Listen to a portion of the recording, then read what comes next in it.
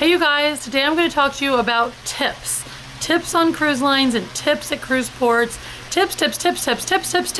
Because tipping is a huge part of cruising and going to the Caribbean. First I want to start with what happens when you book a cruise. So, you book a cruise and you have your cruise fare, which is your total cost of going on the cruise. Say it's $2,000, okay. So you're paying $2,000, you get to go on this cruise. You know your food's paid for, your cruise is paid for, boom. Now, what you also have to save money out for is tips or gratuities or service charges or whatever the cruise line wants to call it. But nowadays, all the cruise lines add in gratuities. We're gonna call them tips, service charges, whatever, we're gonna call them tips. They all add in a daily tip service charge. Anywhere from $12 to $14 to $15 per person per day, and that includes infants and children in the stateroom. So say the daily service charge is $12 and you have 4 people in your cabin, you're going to pay $48 a day in service charges for every day that you are on that cruise. 3-day cruise, 4-day cruise, 7-day cruise, whatever, that's what you pay. Now, you have an option of signing in to the website of the cruise line you're going to be cruising with and paying your gratuities up front before you leave.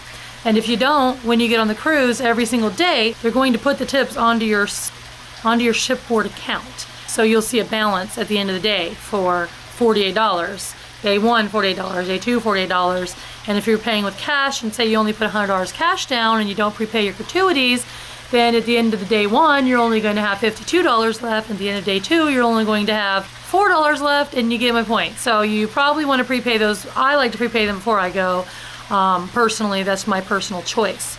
All the cruise lines tipping can be removed or adjusted except for Norwegian Cruise Line. Norwegian Cruise Line, their service charges are mandatory. If you were to have a problem with someone like the room steward or something like that and you did not want to give them that gratuity for real, you go down to the customer service desk, you tell them, they give you a paper to fill out, you can adjust the tips depending on what you're wanting to do. I'm pretty sure you still have to pay it. They send it out to Norwegian on the land and then you get a check back for what you paid.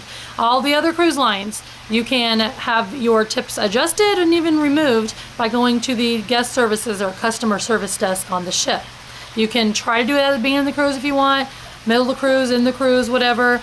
You might ask why people would do that. Well, the people on the cruise lines, you know, they don't hardly get paid anything at all. And the money that the ship is charging you for the tips is supposed to be given out, like $4 to this, you know, $2 the room steward, $4 the head dining room waiter, $2 to the assistant waiter, stuff like that. And I have heard from numerous people who work on ships, crew members, that the cruise lines do take a certain percentage of all the gratuities, like 15% or something is that I've heard it quite a few times. But it's supposed to be divided up and given to the people who has helped you. I don't know if that really happens.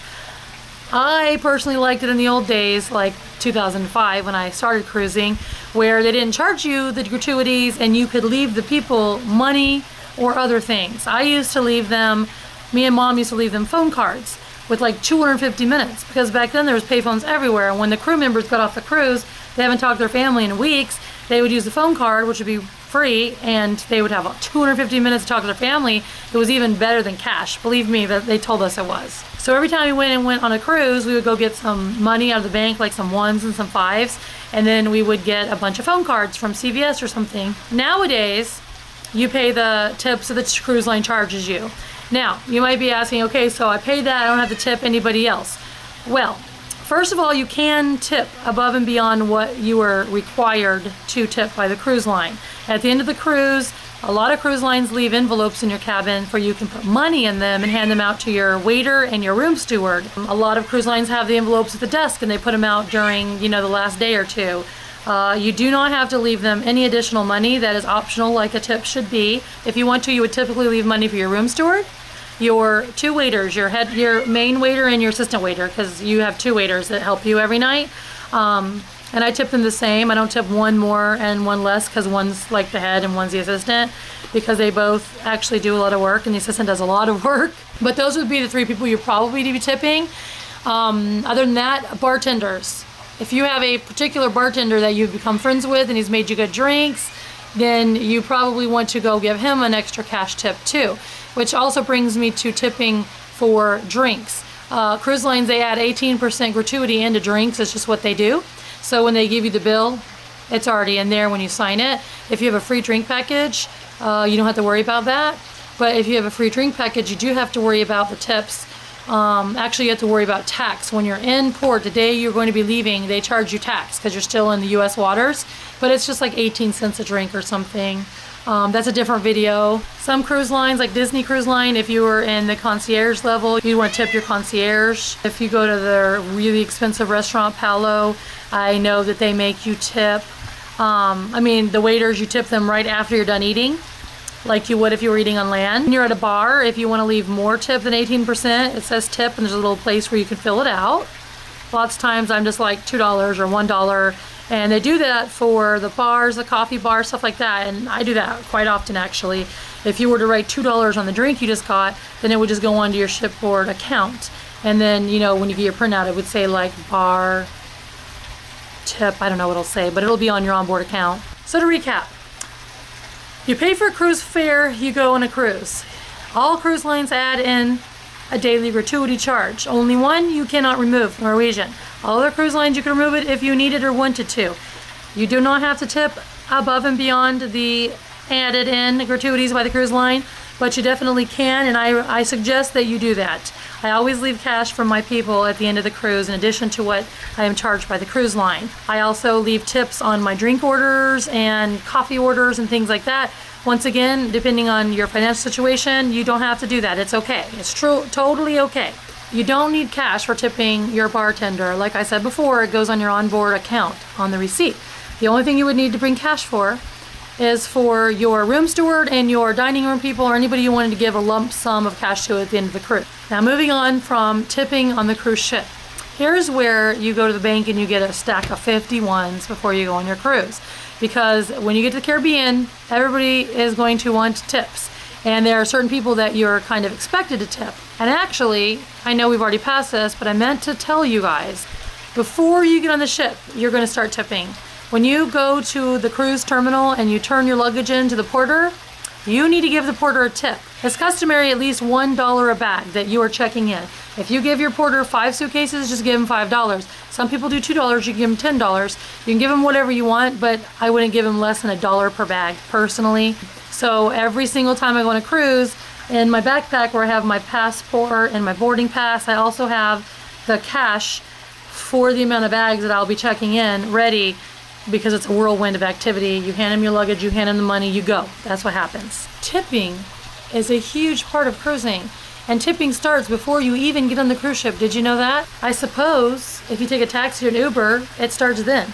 If not, it will start at the cruise port when you tip your porter. Now we're going to talk about tipping in port. I am going to start as if I am getting off a cruise ship in Mexico, and I will be tipping along the way. I'm going to show you all places where you would tip.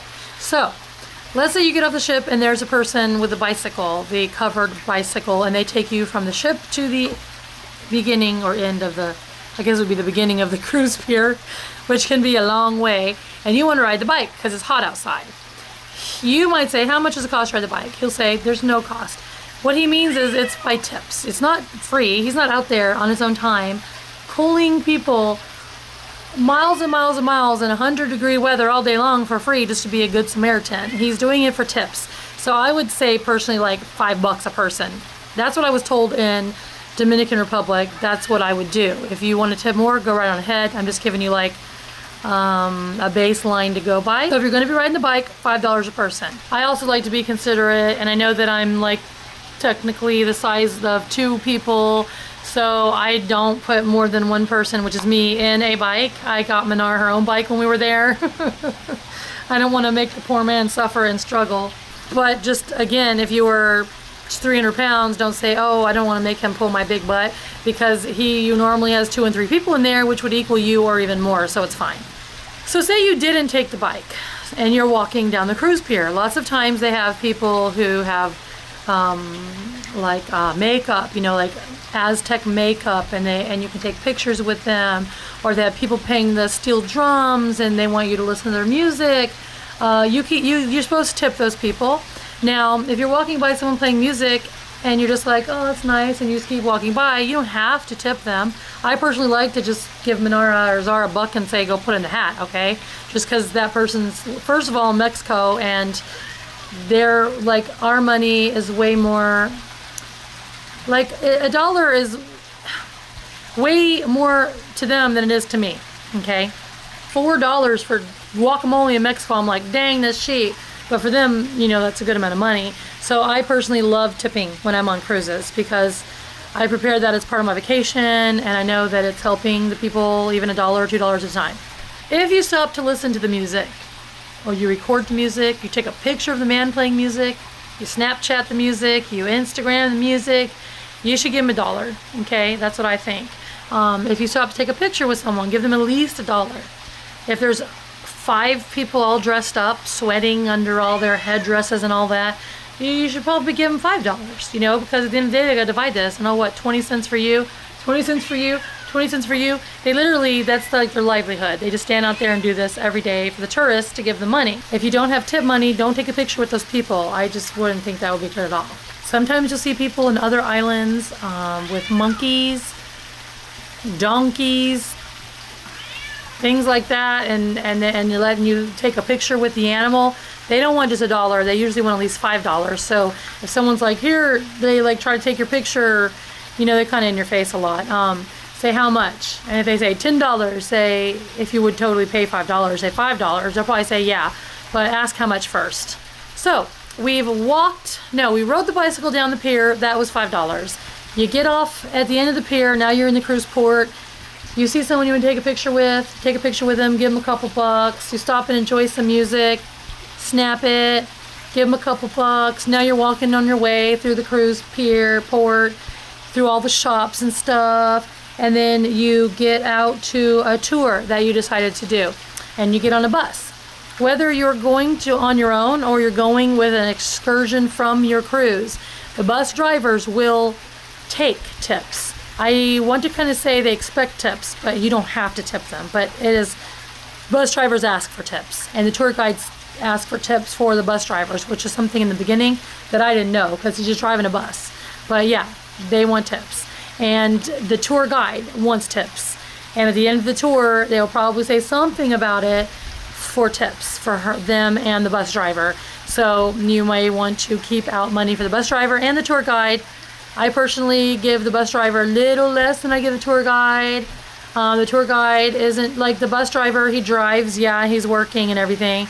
But when we go to places, he sits in the car and the air conditioning and just, you know, does whatever. And the tour guide is actually interacting and explaining and talking and entertaining us all that time. So they are putting out a little more, you know, work and effort and stuff. So I do tip them higher than the bus driver. But I do tip the bus driver and the tour guide. Like when we were in Jamaica, every single person on the bus gave the people $5 each. That adds up to them. They make like $40 USD a week over there. You gotta think, how much is this $5 to you? I know that it's worth a lot because you work hard for your money, but I meant $5 to you might be like $50 to them. So be prepared to bring, I would say, at least $5 a person for your bus driver and your tour guide. And if you want to give your tour guide a little more, I mean, it just depends, but that's like a good guideline. I also like to bring cash to buy things like at straw markets and roadside stands and stuff, because you're supporting the local people and you can find some really cool stuff. So that's a good thing to bring cash for. I remember on the boat, that the ferry that takes you from Cozumel to the mainland in Playa del Carmen, the first time I ever went on that, the guys who just walked around on the boat, like inside when it was going across, they at the end was like asking for tips. And then I'm like, okay, wow, because they didn't do anything, they were just in the boat with us, right? And then we got on the tour and the bus driver asked for a tip, the tour guide asked for a tip, like the people, I got asked for a tip so many times, and I thought, holy cow, everybody just wants $1. That's what I thought. And then I learned that tipping is extremely common and expected and prevalent in the Caribbean. And like I said, now on the cruise lines with the added in tips. But now you guys at least hopefully know how it works on the ship. You know what to expect off the ship no matter where you go. I really suggest grabbing like a stack of 51s, grabbing some 5s, some 10s, thinking ahead of time how much you want to tip your your head waiter and your assistant waiter and your room steward, should they be amazing, getting that cash out. If you're going on excursions, get cash out to tip the driver and the tour guide, and add that into your budget of your overall cruise cost, because like I said, it's a big part of it. But don't let it prevent you from cruising. Say you save years and years and years, you can just afford to go on the cruise. If you have to just not be a big tipper and you just still need to go on your cruise, just go on your cruise. Don't let the tipping prevent you from going on a cruise. Like I said, the only place that it's actually mandatory is Norwegian Cruise Line. So although it's preferable to tip people, if you absolutely don't have it, you absolutely can't afford it, you save forever going on the cruise, all you have is the money for your cruise, you're not even doing excursions or anything, you're just going to sit on the ship, don't worry, be happy. I hope I helped answer a lot of your questions, teach you about tipping. If there's any questions you have, you can comment below. And if you need help booking a cruise, I'm a travel agent. I'd love to be your personal travel agent. My email is ccruisers, yep, just like my channel name, vlogs, VLOGS @yahoo.com. Talk to you guys later. Bye.